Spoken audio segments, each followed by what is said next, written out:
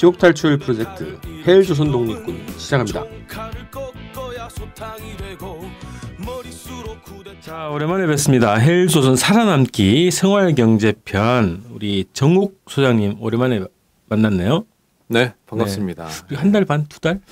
그러게요. 뭐 커다란 새로운 프로젝트를 런칭하시면서 이런 변방 출연자는 별로 신경을 안 쓰시는 거 아닐까 이런 생각을 하면서 사실 뭐 기분 좋게 봤습니다. 라디오 반민특위 다시 돌아왔다는 거 보면서 그렇죠. 아, 그래서 뭐 내 출연이 좀 늦어지는구나.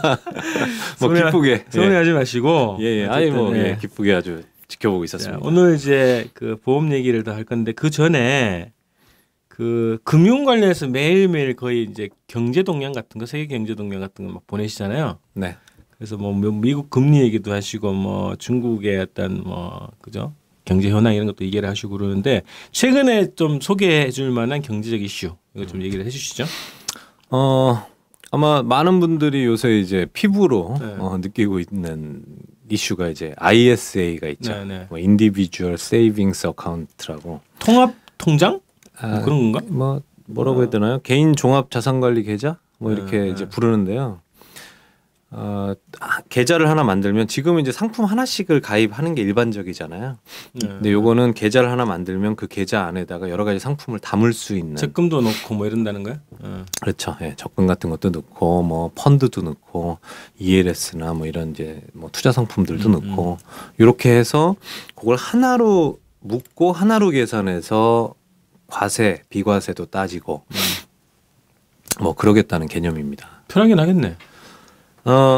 얼핏 보면 편할 수는 있죠. 근데 이제 이 편하고 안 편하고는 사실은 사람들 습관과 이제 맞물려 있는 거라서 기존에 하나씩 가입하던 분들이 이렇게 얘기하면 또 좀 어렵죠.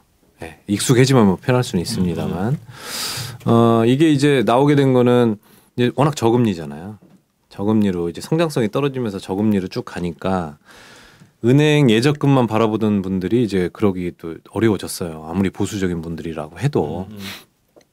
그러니 국가의 어떤 금융 시스템에 대해서 뭐랄까 좀 의지하기 어려워지거나 뭐 불신이랄까 뭐 이런 것들이 좀 자꾸 생겨나고 그러니 투자를 적절하게 할 수 있도록 유도를 하는 거죠. 그래서 뭐 은행의 뭐 예적금 상품과 함께 투자성 상품도 같이 다룰 수 있도록 하는 그런 취지가 아니겠나 이렇게 생각하고요. 예전에는 예를 들면 투자를 해서 수익이 많이 생기면 보통 이제 그 비과세나 뭐 이런 이제 세금 혜택이 있는 상품이 아닌다면은 이자 소득세를 내잖아요. 15.4%를 이제 그 차감을 하는데 내가 두 개 상품을 투자를 하는데 하나는 마이너스고 하나는 플러스예요. 그러면 이제 이자 소득세라는 건 플러스인 거, 그 이자 부분에서 세금을 내는 건데 예전에는 각각이니까 하나는 마이너스 나고 하나는 플러스 나서 사실은 플러스 마이너스 그냥 빵이다. 나는 해도 어쨌든 플러스가 난 거에서는 이자 소득세를 뗐죠.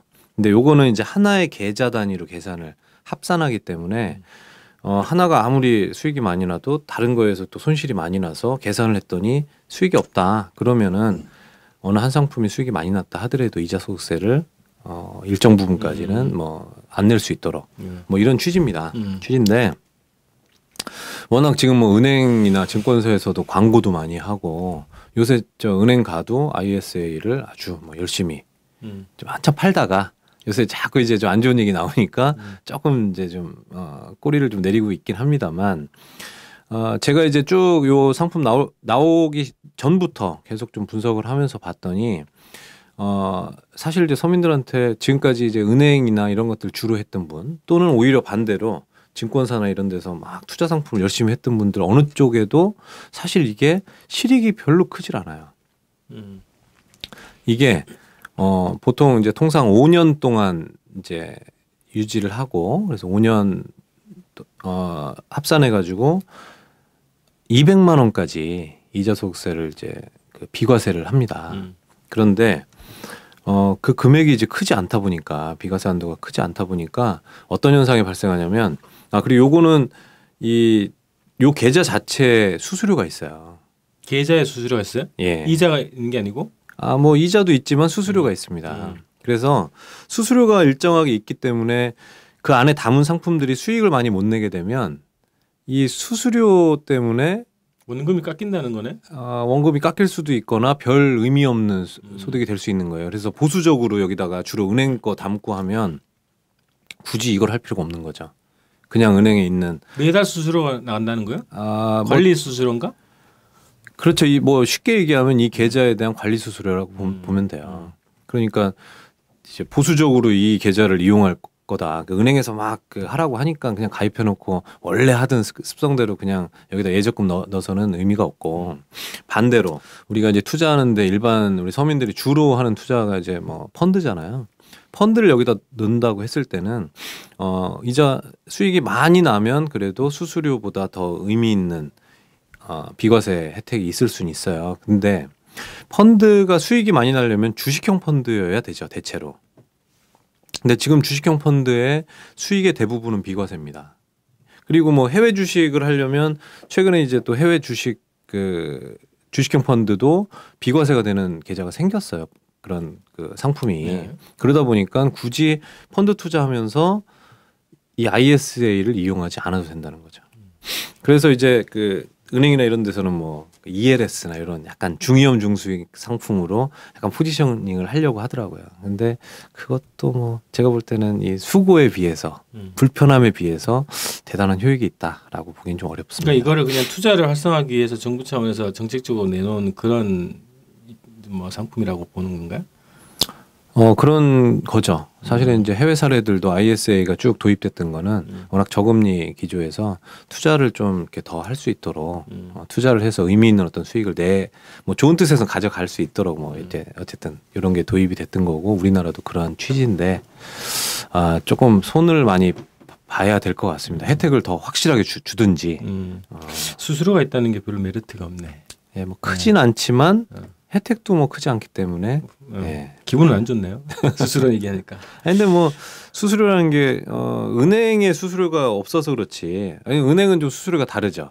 ATM기 사용하거나 뭐 송금하거나 이런 데도 수수료가 발생하고, 은행은 사실은 이제 지금은 어쨌든 돈을 보관하거나 이체하거나 이런 게 은행의 기능이 되어버렸으니까 사실 뭐 그런 수수료를 떼는 거고, 보험이나 이제 뭐 은행이나 이런 투자 상품들이나 이런 것들은 그 투자나 이런 거래를 하는 데 있어서 수수료를 떼죠. 그래서 수수료는 사실은 당연히 있는 거라고 봐야 됩니다. 그러니까 IS에 수수료가 있는 게 문제가 아니라 수수료를 떼는 만큼 그럼 실익이 없던 수수료가 생긴 만큼 더 실익이 있어야 되는데, 그게 지금 뭐 시장에서 반길 만한 상품이 아닌 거죠. 그래서 도대체 이거 왜 만든 거야? 이런 얘기들이 벌써 이게 이제 판매가 시작되고 일주일도 되기 전부터 이제 슬슬 나오기 시작했던 겁니다. 자, 그다음 또 뭐가 있습니까? 네. 다음에 이제 이거 역시도 이제 많은 분들이 얘기 듣고 있을 텐데 4월 달에 보험료가 오릅니다. 해마다 그런 건가요, 원래? 원래 보험사는 주기가? 보통의 이제 그 주식회사들은 1월부터 새로운 회계년도가 시작이 돼요. 네. 근데 이제 보험사는 4월부터 회계년도가 4월. 시작이 되면서 4월 달에 뭐 이제 손해율 이런 표현들은 이제 많이 들어보셨을 건데, 손해율을 그러니까 지난 한 해의 손해율을 이제 다시 평가를 해서 계산해가지고. 그래서 그 손해율을 이제 맞추기 위해서 4월 달에 새로운 이제 보험료 체계나 이런 것들을 적용을 많이 합니다. 그래서 보통 이제 4월 달에 보험료 변동이 있죠. 근데 해마다 인하 얘기는 없고 인상만 나오는 것 같은데? 네, 뭐, 그렇죠. 뭐, 물가 상승률이야 당연히 이제 뭐 인상 요인이 되겠습니다만, 사실은 이제 박근혜 정부 들어서고 나서 초기 한 2년간 보험료를 아예 동결을 시켰어요. 보험사들이 보험료 올리려고 해도. 네네. 그게 이제 모든 정부가 그렇지만 이제 물가가 안정돼 있는 것이 되게 정부의 어떤 그 치적 또는 정부가 좋은 정부인 것처럼 보이는 아주 기본적인 요소잖아요. 그러면서 경기도 어렵고 막 하니까 박근혜 정부가 억지로 이제 그 보험료를 못 오르게 이렇게 좀 통제를 한 2년 이렇게 했었습니다. 그러고 나서 보험사가 욕심을 부리는 것도 있지만 자연스럽게 올라가야 될 것도 너무 막다 보니까 이제 보험사가 이제 아우성이 좀 있었고, 그러면서 그동안 막아놨던 거를 이제 올 초부터 이제 막 풀고 있는 상황이에요. 그래서 올 초에 1월 달에 한번 보험료가 싹 뛰었고요. 근데 그걸로도 부족해서 4월 달에 또 올리고, 들리는 말로는 올해 내에 한 두세 번 더 올릴 수 있다 이런 얘기가 그 총선 있는 시기에 정치권 입장에서 보면 더 부담스럽지 않는가? 뭐 그 정도는 감사한다. 네, 뭐 영향을 안 준다라고 생각하는 거 아닐까요? 네. 그 4월달에 오르니까 3월 말에 빨리 가입해라 들 거면 뭐 이런 네, 뭐 거죠. 예, 그래서 다시 본론으로 들어오면 4월달에 이제 보험료 인상하니까 그 전에 가입해야 된다라는 이제 소위 이제 절판 마케팅이라고 하죠. 절판. 예, 보험사의 아주 고질적인. 그러니까 4월에 오르니까 오르기 전에 어차피 가입해 할 걸 고민하는 분들은 뭐 서둘러서 하는 게 합리적이죠. 왜냐하면 단 몇천 원이라도 오르면 납입하는 뭐 예를 들면 한 20년간이다. 그러면 그 오른 거를 계속 내야 되니까 총량으로 따지면 어쨌든 뭐 몇백만 원의 차이가 날 수도 있어요. 그래서 합리적일 수는 있습니다만 문제는 뭐냐면 이 가입이 필요 없거나 가입에 생각 없던 분들도 이제 4월에 이제 오르니까 지금 가입해야 된다라는 그런 어떤 덩달아서 압박, 예. 그럼 하여튼 분위기가 만들어지겠네. 예. 그러면서 이제 판매자들의 판매 행위에 이제 부스터를 다는 이제 이런 게 되는 거죠. 그래서 그게 이제 자연스럽게 합리적인 판단을 하는 게 아니라 절판 마케팅이라는 좀 왜곡된 형태의 어떤 마케팅 그런 이제 고객들에 대한 압박이 막 높아지는 거예요. 그러면서 여기서 뭐 이제 그게 전반적으로 지금 보험업계에 좀 있는데 좀 대표적인 게 그 중에 종신보험 제가 이제 첫 회에도 이제 종신보험 얘기했지만 종신보험의 최저 보증이율이 3.25%였는데 그게 이제 3%로 이제 4월달에 떨어진다고 합니다. 네, 같이 이제 궤를 같이 하는 거예요. 이제 그러다 보니까 종신보험을 저축인 양 이건 보장성 보험인데 저축 효과 비슷한 게 있긴 해요. 근데 그거를 충분하게 잘 설명을 해서 종신보험이지만 저축 효과도 이용하겠다라고 고객들이 잘 충분하게 납득을 해서 선택하는 게 아니라 마치 종신보험이 저축성 상품으로 애초부터 나와 있는 것처럼 그래서 없는 혜택까지도 막 있는 것처럼 해서 그 3.25%의 최저 보증이율 3.25면 은행이나 이렇게 보험사 다 뒤져보면 상당히 높은 거기 때문에 이게 떨어지기 전에 가입해라 막 이런 건데 이게 이제 문제가 되는 게 뭐냐면 3.25%의 최저 보증이율 앞으로 이율이 더 떨어져도 이거는 준다 이거예요. 근데 여기서 종신보험의 이 사업비 30%대에 달하는 사업비가 차감되고 은행보다 한 2% 정도 1.5% 2% 더 준다라는 사실은 잘 얘기를 안 하는 거죠. 사업비가 줄어들면 고객한테 별 영향이 없는 거 아닌가? 사업비가 줄어드는 게 아니라 사업비를 뗀다는 거죠. 고객이 낸 돈에서 종신보험에 낸 돈에서 사업비를 30%대 정도를 사업비를 떼고 그런 다음에 여기다 이자를 주는데 이자가 최저 보증 이율 3.25%다. 은행보다 한 1.5에서 2% 높다. 이렇게 얘기를 한다는 거예요. 근데 은행은 사업비 안 떼잖아요. 그러니까 설명을 할 거면 제대로 하라 이거죠. 그래서 계산을 해보면요. 결국에는 이게 아마 은행 예적금은 물론 단기 상품이지만 이거를 반복적으로 계속 해서 쭉 장기로 이제 이제 계산을 만약에 장기로 계속 하는 걸로 계산을 해보면 이 종신보험이 은행 예적금보다 더 우월해지는 거는 이거는 경우에 따라 좀 차이가 있어서 딱 단정하기 어렵습니다만 최소한 10년은 넘어야 됩니다. 그 효과를 보려면 그렇다는 거네요. 예. 근데 어쨌든 그래서 하여튼 그런 절판 마케팅이 집중적으로 되는 게 지금 상황이네요. 그렇죠. 그래서 그럼 고객들이 약간 뭐 이왕 들 거면은 지금 드는 게 장기적으로 보면 더 이해가 이제 이익이 될 건데 네네. 그러면 들면 되잖아. 들면 되는데 이제 고객이 들 생각을 하고 있지 않았을 경우 물론 이제 고객들은 항상 보험은 충동 구매할 수 있다는 건가? 네, 그렇죠.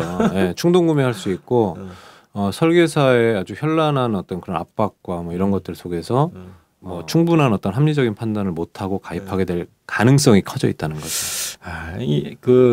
계속 방송에서 이 설계사들에 대해서 막 이제 얘기를 많이 하잖아요. 네네. 저기 설계사들 입장에서는 어쨌든 이제 그것도 생업이니까 그리고 회사가 정해준 시스템대로 이제 구매를 하잖아요. 네네. 또 하나는 고객들도 이 복잡한 거 싫어할 것 같은데 네네. 꼼꼼히 하나하나 다 따져가기보다는 그렇죠. 네. 설계사가 다 알아서 해줄겠다 생각하고 이제 믿음을 가지고 이제 한단 말이지. 그렇죠. 네. 거기에서 이걸 어떤 판단을 해야 될까 싶은 거야. 그 보험 설계사들이 수천 명씩 모여 있는 밴드들이 있어요. 그런 커뮤니티들이 있습니다. 서로 이제 잘 모르는 거 질문하고 이렇게 되게 뭐 유용성이 있습니다. 근데 저는 그런 밴드에다가도 여기 우리 주권방송에서 찍은 종신보험 해지해라, 뭐 운전자 보험 해지해라 이 방송들 다 올립니다. 그래서 조회율이 높았구나. 뭐 영향은 뭐 있을지 모르겠습니다만 올려요. 그러면 저한테 막 뭐라고 하는 분들이 꽤 있죠. 근데 제가 바라는 건 이거예요. 이미 지금 정부의 움직임이나 보험사의 움직임이나 추세로 봐서는 보험 세일즈 하시는 분들의 설 자리는 점점 좁아지고 있습니다. 물론 부당한 게 있어요. 정부 당국이나 보험사가 지금 이 설 자리를 줄이려고 하는 거에 상당히 부당함이 있습니다. 저는 이제 항상 얘기하는 거지만 이 문제들의 원흉은 보험사와 금융당국이라고 봐요.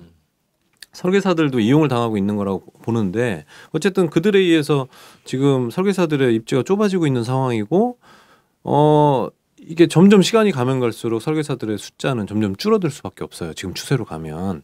그렇기 때문에 어차피 그렇게 되는데 저는 설계사들이 그거에 대해서 불만을 갖기보다는 스스로가 하는 일의 수준을 좀 높여서 시장에 그러니까 가입자들의 신뢰를 더 많이 얻게 되면 금융당국이나 보험사에서 이런 설계사들의 입지를 줄이려고 하는 것들이 그런 시도가 후퇴할 수밖에 없다라고 생각을 해요. 저는 그런 마음이에요. 당신들 왜 맨날 그렇게밖에 못하냐라고 욕하려는 의도가 아니라 좀 뭐 어쨌든 보험을 취급하는 입장에서 뭐 설계사든 뭐 자산관리사든 다 보험 기준으로 봤을 때 취급하는 사람들 우리들이 다 잘하자 좀.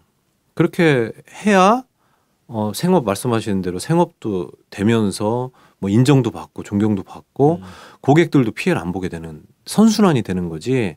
그거를 이제 내가 돈벌이만을 위해서 좀 얄팍하게 보험사가 깔아놓은 그 어떤 멍석 위에서 이렇게 놀다가는 그냥 맨날 욕만 먹고 그러다가 망가질 수 있다. 아까 그리고 이제 신뢰 아는 사람들 믿고 한다 이렇게 했지만 대부분 지금 보험에 대해서 불만들 있잖아요. 그 불만들이 어디서 나온 거냐면 아는 사람들한테 가입하고 나서 생긴 불만이에요. 그렇잖아요. 대부분 아는 사람들한테 가입해요. 그러니 지금 근본적으로 좀 이걸 바꾸지 않고서는 이 설계사 방식이 버티기는 사실은 힘들다라고 보는 거고 우리 잘하자라는 뜻에서 저는 밴드에다 올립니다. 설계사분들이 스스로가 어쨌든 그 똑똑해져야 되겠네. 노력도 하고 똑똑해지고 그래야 이제 그런 이제 상술에 휘둘리지 않고 어쨌든 이제 보험 판매라고 하는 그런 금융 상품을 전문적으로 취급하는 사람으로 이제 수준이 높아지고 또 아는 사람에 대한 그 신뢰 차원에서라도 책임감 차원에서라도 그렇게 하는 게 맞겠다. 네네. 스스로 강해지자 이런 주장이네요. 네네. 예, 이제 더 이상 이제 보험은 안 다뤄도 되는 결론이 이제 내려졌네요. 예. 안녕하세요. 김윤성입니다. 제가 이번에 테러 방지법이 통과된 이유를 대비한 책을 발간했습니다. 우리의 디지털 데이터를 안전하게 보관하고 보안 대책을 수립할 수 있도록 도와주는 책. 김인성의 완벽한 데이터 관리입니다. 국정원이 합법적이고 무차별적으로 국민들을 사찰할 수 있는 테러 방지법 시대에 맞서 우리 스스로가 우리의 데이터를 지킬 수 있는 방법을 담았습니다. 이 책을 통해 우리의 소중한 데이터를 스스로의 힘으로 지킬 수 있는 힘을 가지시기를 바랍니다. 김인성의 완벽한 데이터 관리, 많은 구매 부탁드립니다. 감사합니다. 절판 마케팅을 그러면은 잘 보고 판단하자 그런 그렇죠. 건가요? 예, 잘 보고 판단하고 정말 휘둘리지 말고 아니면 뭐 좀 제가 팁 하나 말씀드리면 이게 휘둘리는 것 같기도 하고 근데 꼭 필요한 것 같기도 하고 하면 이번 달에 가입하세요. 그래요? 아주 원칙적으로 가입하시고 그런 다음에 한 달 이내에는 철회를 할 수 있으니까 예, 최대 길게 봐서 한 달 이내에는 철회. 그러니까 철회 신청하면 바로 그냥 원점으로 돌아오고 보험료 돌려받고 이게 될 수 있으니까 일단 4월 넘기기 전에 가입하고 뭐 판단을 하는 것도 방법일 수 있겠으나 이제 고객들이 아무리 노력한다고 해도 그 보험의 어떤 필요한 만큼의 전문성을 갖거나 이해도를 높이긴 상당히 어렵고 설계사들의 그런 논리나 말빨이나 이런 것들을 당하기는 어렵습니다. 그러니까 이건 뭐 보험사부터 시작을 해서 이제 설계사들이 좀 자정을 사실은 해야 되는 그런 문제긴 합니다. 자, 오늘은 화재보험 얘기예요. 네네. 화재보험은 일상생활에서 사업하시는 분들은 다 이거를 기본적으로 다 가입을 하실 것 같고 가정에서 별로 가입을 많이 안 하시는데 어쨌든 화재보험이 또 먼 얘기가 아니고 뭐 작은 사업을 하시든 큰 사업을 하시든 간에 기본적으로 이제 들고 있는 그런 보험이란 말이죠. 근데 이제 이 주제를 또 다루는데 또 문제가 있다고 얘기할 거 아니에요. 네, 네. 또 그러면 해지하든가 이 얘기할 거 아닌가? 예, 필요하면 해지해야죠. 그 사이에 불나면 어떻게 하려고? 그러니까 제대로 된 걸로 바꾸라는 얘기죠. 예, 저는 항상 보험 무용론 아닙니다. 예, 근데 항상 가입하는 방식, 판매하는 방식에 문제가 있다라고 말씀드리는 거니까요. 대안 없는 비판하지 않습니다. 웬만하면. 대안을 얘기해 주시죠. 예, 대안을 좀 말씀드리겠습니다.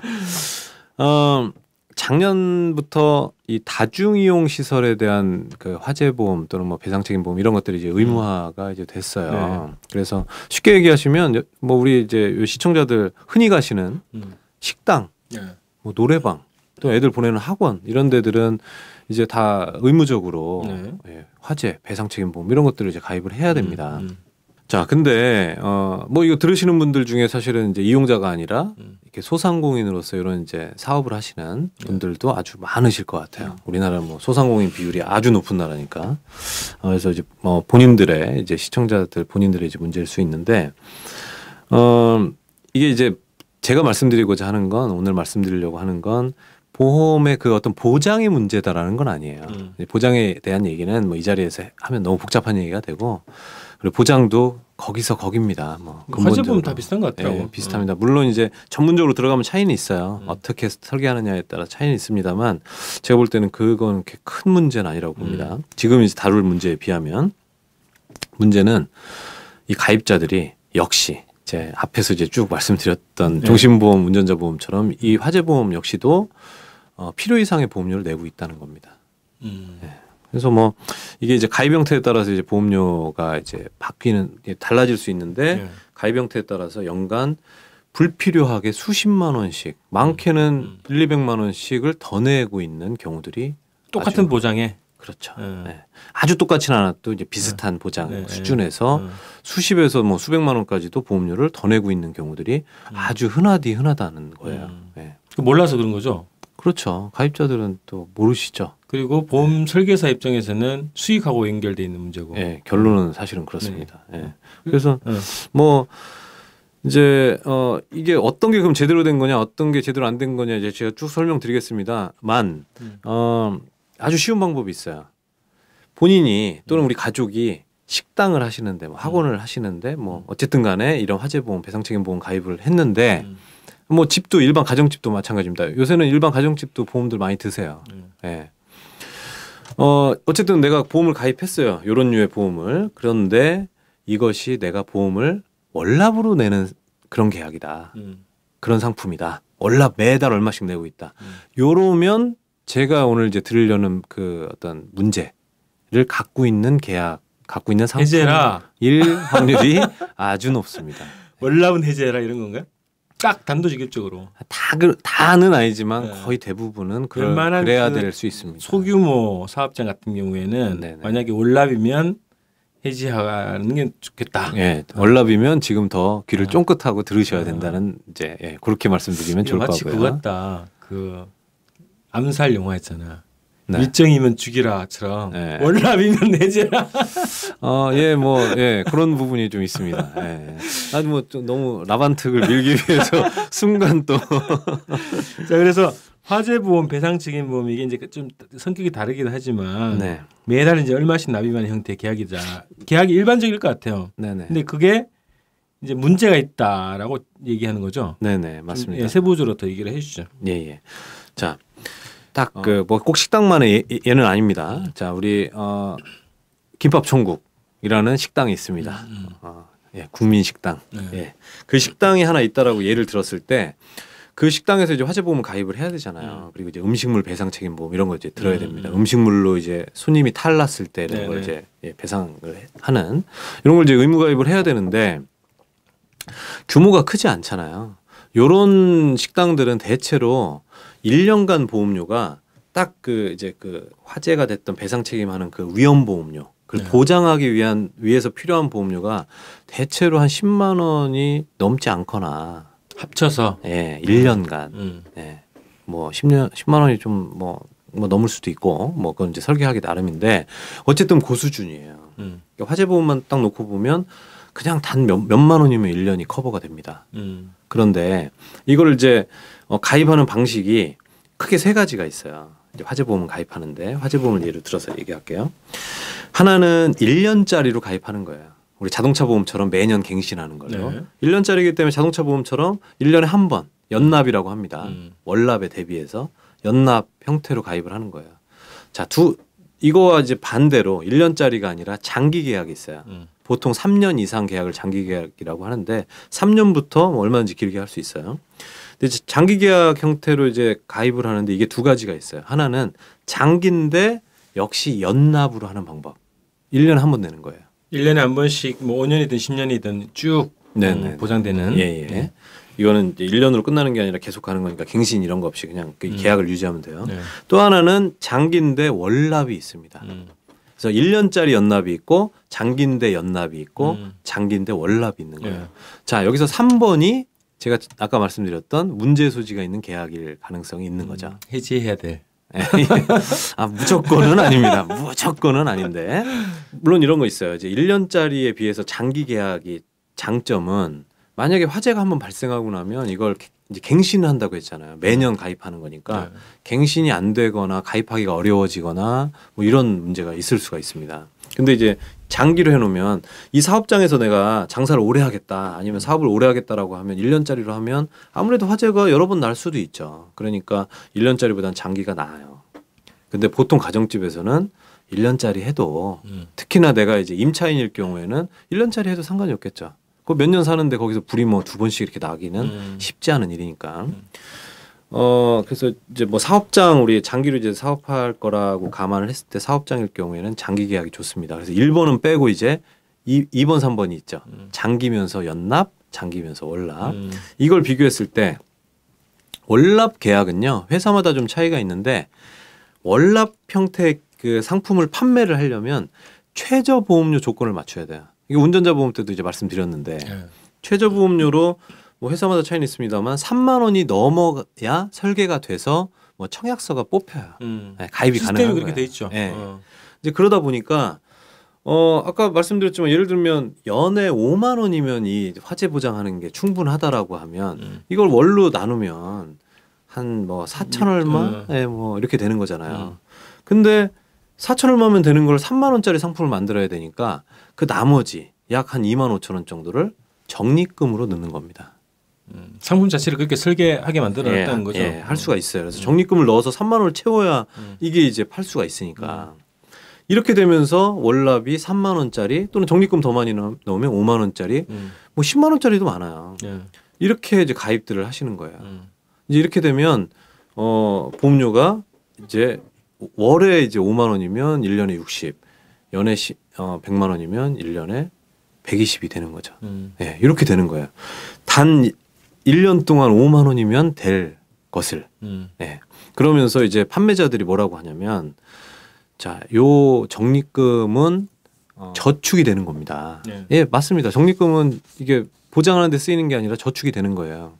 저축이 되는데 종신보험과 비슷하게 이것도 이자를 한 3% 정도 이렇게 줍니다. 은행 이자보다 높네. 네, 은행 이자보다 높으니까 여기다가 사업도 하시면서 화재에 대한 보장도 하면서 저축도 여기다 하셔서 만기 때 그게 5년 뒤든 뭐 10년 뒤든 만기 때 찾으시면 좋지 않겠습니까? 뭐 3년 뒤든 이러면서 판매를 합니다. 자, 그렇게 되는데 그러면 뭐 그럴듯해 보이잖아요. 근데 문제가 있는 거죠. 네. 적립금에서 사업비가 빠진다는 얘기를 또 역시 안 하는 거예요. 적립금 운영하는 또 사업비가 들어간다는 거죠. 그렇죠. 네. 화재보험 그 종목에 또 운영비가 들어가고 네네. 별도로 들어가는 거예요? 그냥 그 보험료 비율대로 빠진다고 보시면 돼요. 대체로. 더 이제 복잡한 얘기는 여기서 하긴 좀 그런데 그냥 대체로 이제 비율대로 빠진다. 그래서 적립금에서 역시 10% 20% 정도의 사업비가 빠지고 그래서 은행보다 또 1, 2% 더 줘요. 그럼 이게 의미가 있을까 하는 거죠. 그래서 여기다 저축이 되는 겁니다라고 하지만 역시 이것도 보면 은행에다 그냥 따로 그 적립금만큼 예적금 하는 게 더 낫다. 하는 거보다 나을 게 없어요. 그래서 하여튼 이게 지난번 이게 다 비슷한 구조네요, 그죠? 네, 뭐 사업비 구조, 그다음에 적립금에서 적립성이다 이런 네네. 이제 성격을 얘기했는데 실제로는 거기에 숨어 있는 그 사업비를 얘기를 하지 않는 이런 네네. 구조는 다 똑같네요, 보면. 그렇죠. 그죠? 네. 그러면 왜 월납 형태로 보험을 판매하나? 네. 또 설계사 얘기할 거잖아. 네, 뭐 예, 지금 말씀드렸지만 이제 적립금이 그만큼 더 들어가니까 네. 내가 뭐 월에 이제 예를 들면 이제 이론상으로 5천 원짜리 팔면 되는 거를 회사의 그 설계 시스템이 그러해서 3만 원 이상을 판매를 하면 내가 판매한 금액이 커지니까 당연히 수당도 커지고. 수당이 커지겠죠. 그만큼 그 비율로. 그런데 여기서 또 하나 이제 봐야 될 게 1년짜리 상품은요. 1년에 내는 보험료의 약 한 수수료가 10% 정도 됩니다. 설계사한테 떨어지는 예. 수수료. 그럼 이제 5만 원짜리 판다라고 하면 5천 원 떨어져요. 그러면 사실은 설계사들이 그 수수료를 받으면서 내가 막 돌아다니고 설명하고 열심히 뭐 설계해가지고 영업을 하기에 사실은 동기부여가 잘 되질 않죠. 그렇죠. 네. 그렇기 때문에 설계사들이 그런 1년짜리 이렇게 팔질 못하고 장기 월납으로 구조적으로 그렇게 하게 돼 있네. 예, 하게끔 이제 돼 있어요. 그러면서 여기서 이제 또 문제는 이 보험 조직, 영업 조직에서 이걸 다 가리키지도 않습니다. 잘 가리키지도 않고 그냥 당연히 화재보험이라고 하면 장기 월납으로 설계를 하게끔 다 처음에 교육을 시켜요. 그렇죠. 뭐 중간에 이제 계약이 비는 사이에 어떤 일이 생길 수도 있으니까 네네. 그냥 장기적으로 가라 이제 이렇게 얘기를 하겠죠. 네네. 뭐 장점이 또 있으니까 단점과 장점은 다 있으니까 장점만 얘기해서 그렇게 교육을 시켜요. 근데 판매자들이 스스로 이제 일을 하다 보고 여러 가지 케이스를 겪다 보면서 이제 아는 경우가 더 많죠. 교육을 받아서라기보다는 아 이렇게 했을 때 더 이런 게 있구나. 저도 사실 뭐 처음에는 잘 몰랐지만 해가면서 이제 알게 된 거고요. 이제 그러니 이제 보험 조직 또는 더 올라가면 그런 보험 조직이 그렇게 이제 어떤 편협한 어떤 교육을 시키는 것에 대해서 보험사에서 뭐 제재를 하거나 뭐 이제 하지 않는 것까지 이렇게 놓고 보면 결국에는 뭐 보험사와 이런 조직이 문제지 설계사들은 또 역시 이용을 당합니다. 하지만 설계사가 그거를 더 이 금융공학적인 걸 공부를 해서 전문가로서 책임 있게 더 많이 알고 고객을 책임지겠다는 노력을 덜한 거에 대한 책임은 여전히 저는 져야 된다고 생각을 합니다.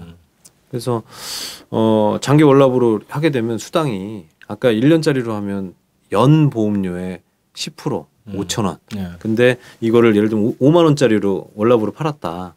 그러면 이게 계약 기간이나 이런 거에 따라 틀리지만 이 월 보험료의 한 뭐 2배에서 한 많게는 한 5배까지 받을 수가 있어요. 네. 5만 원짜리면 그래도 한 10만 원은 받는다는 얘기죠. 한 20만 원까지도 이렇게 받을 수 있으니까 뭐 세일즈하고 다닐 만한 동기가 되는 거죠. 그래서 뭐 우리 내 계약이 이거 문제 있는 거 문제가 있다기보다는 줄일 수 있는 줄여도 되는데 연납으로 하면 지금 보험료가 아까 최저 보험료 이 조건을 지키는 건 월납 때만 그런 거니까 장기로 연납을 해버리면 이 조건이 없어져서 보험료를 이제 뭐 예를 들면 연에 5만 원 이렇게만 낼 수 있거든요. 그래서 이렇게 좀 줄여서라도 요새 장사도 어려운데 쓸데없는 돈 나가는 건 좀 줄여야 되겠다. 매달 5만 원 내는 거 장사하는 입장에서 쉽지 않습니다. 그렇죠. 큰 돈이죠. 연에 5만 원 정도는 그래 뭐 사고가 있을 수 있으니까 내가 내겠다 이렇게 할 수 있는 거니까 그래서 내게 어떤 걸까? 아까 월납 이런 말씀도 드렸지만 식당에 저는 식당 가면 항상 눈여겨 봅니다. 식당에 보험 가입 증서가 이렇게 액자에 딱 걸려 있는 경우, 요것도 요런 게 대부분 월납일 거다. 월납인 거죠. 월납일 수밖에 없다. 그 작은 식당에 그 연납으로 해가지고 몇만 원짜리 가입해서 겨우 몇천 원 수당 받았는데 이거 저 액자는 다 그 판매자들이 걸어주는 거예요. 설계사들이 다 사서 해주는 거예요? 자기 돈으로 사서 증서 딱 넣어가지고. 회사에서 나온 줄 알았네. 아닙니다. 증서 종이 한 장 줘요. 이렇게 회사에서 뭐 이렇게 지원해 주는 거 없습니다. 그러니 수당 5천 원 생겼는데 그 5천 원 액자 걸어주겠냐는 거예요. 거기 발품 파는 것도 참 그런데. 자, 액자 가지신 분들은 이게 월납이라고 생각을 다 하셔야 되겠네. 그래서 뭐 저는 식당 가면 항상 그거 보고 그 계산할 때 사장님한테 이런 말씀 다 드립니다. 그러면 뭐래고 반응이 어때요? 좀 당황을 하시면서 1차 당황하시죠. 내가 좀 속았나? 이렇게 하시면서 2차 당황을 또 하세요. 그 뭐냐면 대부분 또 아는 사람이거나. 네. 그러다 보니까 진실을 알았어도 이걸 못 건드린다는 사실에 또 당황을 하십니다. 서로의 주머니 걱정을 해주는 거죠 또. 네. 그러니까 이게 우리 서민들이 사실 설계사들도 다 서민들인데 서민들이 서로 도와준다고 보험가입하고 뭐 설계사도 또 좋은 마음으로 어쨌든 간에 잘 모를 수는 있겠으나 좋은 마음으로 좋은 거니까 가입하시라고 그렇게 배웠으니까 또 하고 이 와중에 서로는 아주 찔끔 도와주고 그러니까 예를 들면 5만 원짜리 뭐 10년 내야 된다라고 하면 얼마입니까? 600만 원 이렇게 되는 거잖아요. 5만 원, 60만 원, 600만 원. 600만 원짜리를 막 내가 계약을 해서 이 설계사한테 가는 건 10만 원, 20만 원이라는 거예요. 그래서 설계사는 조금 도움받고 보험사는 뭐 그 돈이 다 보험사가 먹는 건 아니겠습니다만 우리 고유의 이웃사랑의 그런 어떤 정서를 이용해서 우리나라는 보험 영업이 상당히 왜곡이 되어 있는 거고 그런 걸 이용해서 사실은 저는 보험사가 훨씬 더 큰 돈을 벌고 있다. 네, 이렇게 그러면 이제 그거를 장기 보험 월납 보험료를 그 보험을 해지를 하고 장기 연납으로 가는 게 가장 합리적이겠다라는 판단이죠. 그렇죠. 네, 저는 그게 좀 맞다고 봅니다. 다른 것도 좀 쉽네 이거는. 네, 그래도. 예, 근데 뭐 절차적으로 이게 쉽지 않아요, 사실은. 네? 왜냐하면 아까 이제 말씀드렸다시피 지인이고 이런 관계 때문에 이거 중도 해지를 해야 될 거 아니에요. 중도 해지를 하는 걸 힘들어하세요. 그러겠죠. 네. 근데 저는 이거 돈의 문제는 감정으로 하는 문제가 아니다. 지금 저 진짜 이렇게 우리가 식당이나 요새 이제 커피숍도 엄청 많아지고 있는데 이런 장사를 하셔서 성공하는 케이스가 아주 적습니다. 상당히 폐업률이 엄청 높죠? 예, 엄청 높아요. 그런데 누구 도와주겠다고 뭐 미안해서 그 뭐 몇만 원짜리 또는 10만 원 넘어가는 이 계약들을 유지하고 있는 거 그렇게 그야말로 지금 내 코가 석자인 지금 상황 아닌가 지금 우리 경제 우리 서민 경제의 지금 상황이 그래서 그건 좀 이겨내셔야 된다라고 지금 생각을 하고 또 하나 문제가 있어요. 그래서 해지했습니다. 그러면 그 설계사한테 연납으로 해달라고 했을 때 해줄 수 있을 것이냐 못할 수 있어요. 관계상 그렇게 기존 거 해지하고 나서 그걸 또 이렇게 해달라고 쿨하게 서로 하기가 쉽지 않을 수 있고 연납으로 설계하는 걸 모를 수 있고 또는 자기 어떤 어떤 원칙, 고집 이런 게 있기 때문에 아마 그럴 겁니다. 1차적으로 해지하려고 하면 장기의 장점을 또 나름의 논리로 엄청나게 이렇게 할 거예요. 그래서 잘 대화가 쉽지 않을 거고 그러면 돈도 안 되는데 누가 이걸 해주겠냐. 저 연납으로 해서 어떻게 해주는 사람이 없어요 사실. 어떻게 대안이 뭐요?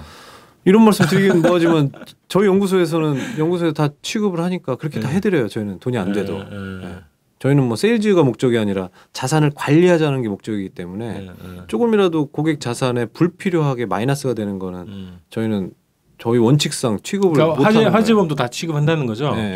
그래서 그렇게 그 관계 때문에 어려우신 분들은 그냥 슬그머니 해지를 하시고 그 연납으로 이렇게 이쪽으로 가입을 하시면 되겠네. 네네. 그런 식으로 하면 저희가 아무리 힘들어도 다 감당해드립니다. 근데 또 직접 방문해야 되는 거 아니에요, 현장을? 필요하면 방문도 사실은 원칙적으로는 방문해야죠. 또 다 이렇게 또 둘러봐야 되는 거 아닌가? 꼭 그래야 되는 건 아니에요. 근데 거의 비슷하죠. 근데 소규모 이제 사업자 같은 경우는 그 이제 건축물 대장이나 이런 서류만 보내주면 다 설계가 가능하고요. 뭐 가입할 때는 방문해서 이렇게 해야 되는데 저희가 뭐 물리적으로 안 되는 게 아니라면 최대한 좀 뭐 지원은 우리 서민 소상공인들 지원 차원에서는 좀 해드리려고는 합니다. 그래서 뭐 갑자기 홍보가 됐는데. 진짜 돈 안 돼요, 그죠? 돈 안 되니까 홍보라기보다는 그러니까 이거를 이런 식으로 가입을 시켜주는 데가 많지 않아요. 그런 설계사도 많지 않고 그러니까 찾기가 어려우실 거예요. 그러겠네.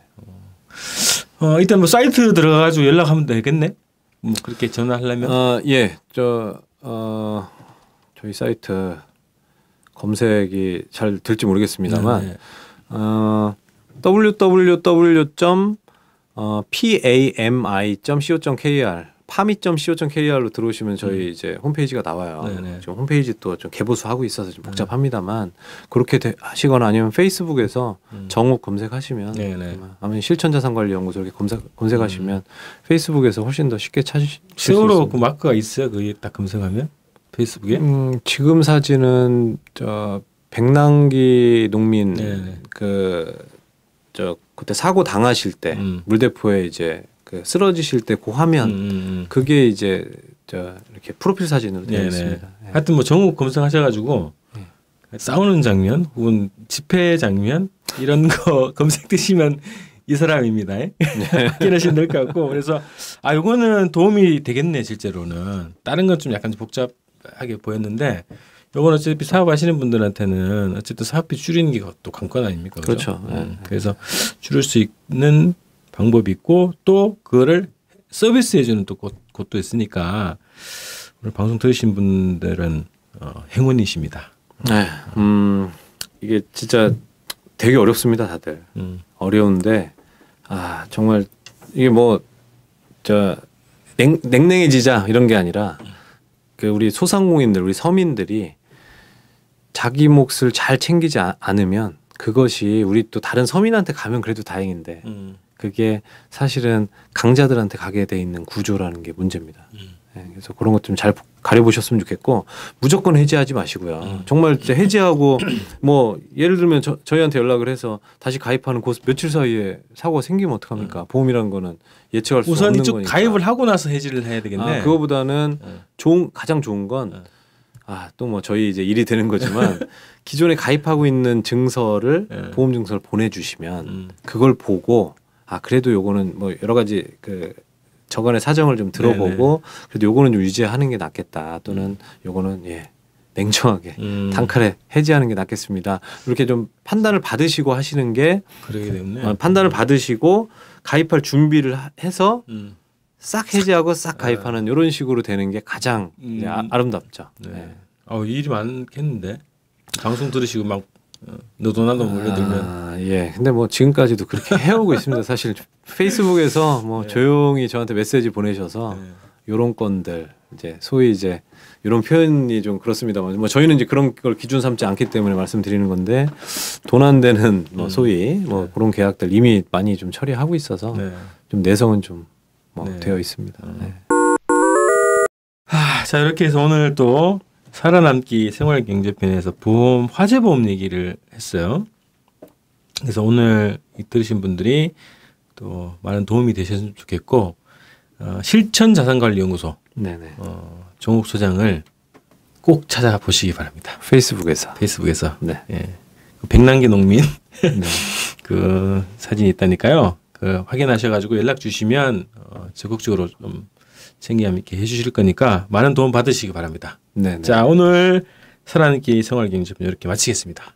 고맙습니다. 수고하셨습니다. 일본 장교가 대통령이 되는 나라 친일파 후손이 큰 소리치는 나라 반역과 매국의 쓰레기 모두 건너매고 자주의 깃발 높이 당당하게 미국 놈 밀어내고 일본 놈 이어내고 남답은 손만 잡고 통일하는 그날 양키놈 양수내죠 쪽팔이 쪽팔려해 비로소 민족 자존 세워내겠네 이완용 박재순 권중현 이지용 이근택 송병준 박경효 김윤실 이주혜 이두황 우범선 이진호 김태석 김덕기 정봉덕 김서원 정훈